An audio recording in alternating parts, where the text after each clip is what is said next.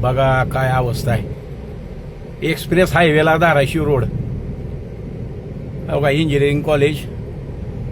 हो काही किती गाडी वाकली आहे, किती वाकली आहे बघा. ही जर झोपली कुणावर संपलं, कार्यक्रमच झाला जागेवरच त्याचा.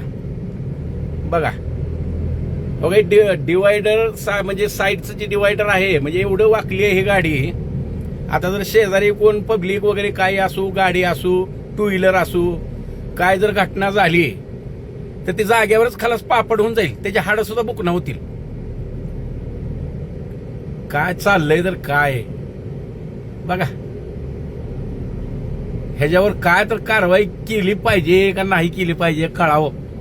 आता ह्यानं जवळपास तमिळनाडू पासिंग आहे, ह्यानं कुठून आला असेल बरं, आणि असाच आला असेल तर ह्याला कोण अडविलं कसं काय नाही.